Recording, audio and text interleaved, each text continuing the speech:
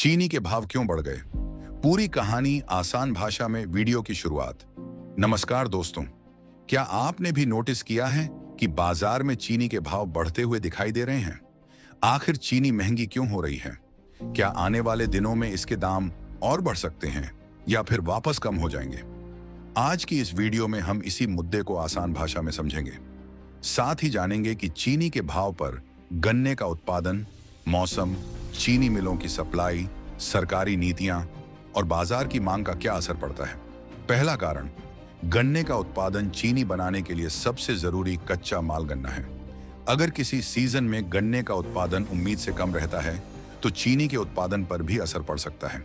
इससे बाजार में सप्लाई कम होने पर कीमतों पर दबाव बढ़ सकता है।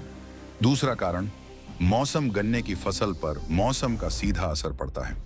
बारिश, गर्मी या दूसरी मौसम संबंधी परिस्थितियां फसल की पैदावार को प्रभावित कर सकती हैं।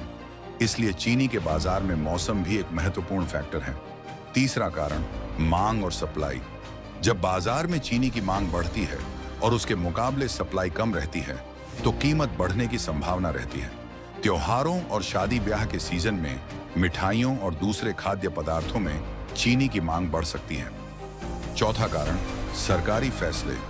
चीनी का बाजार सरकारी नीतियों से भी प्रभावित होता है। गन्ने की कीमत, चीनी मिलों से जुड़ी नीतियां और घरेलू बाजार में सप्लाई को लेकर सरकार के फैसले कीमतों पर असर डाल सकते हैं। आम लोगों पर क्या असर पड़ेगा? अगर चीनी के दाम लंबे समय तक ऊंचे रहते हैं तो इसका असर मिठाई, बेकरी और चीनी का इस्तेमाल करने वाले कई खाद्य उत्पादों की कीमतों पर पड़ सकता है। हालांकि हर उत्पाद की कीमत सिर्फ चीनी के भाव से तय नहीं होती, उसमें बाकी कच्चा माल, मजदूरी, परिवहन और अन्य खर्च भी शामिल होते हैं। आगे चीनी के भाव क्या होंगे? अब सबसे बड़ा सवाल, क्या चीनी के दाम आगे और बढ़ेंगे? इसका पक्का अनुमान लगाना मुश्किल है। आने वाले समय में गन्ने का उत्पादन, चीनी का स्टॉक, मांग, सप्लाई, मौसम और सरकारी फैसले जैसे कई फैक्टर्स कीमत को प्रभावित कर सकते हैं। इसलिए सिर्फ आज के भाव देखकर यह कहना सही नहीं होगा कि कीमत निश्चित रूप से आगे बढ़ेगी या घटेगी। अंत में तो दोस्तों, चीनी के भाव में बदलाव के पीछे सिर्फ एक कारण नहीं होता। इसके पीछे गन्ने की पैदावार से लेकर मांग, सप्लाई और सरकारी नीतियों तक कई फैक्टर्स काम करते हैं।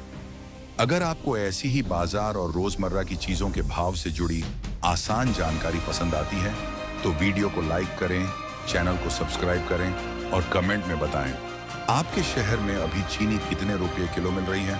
धन्यवाद।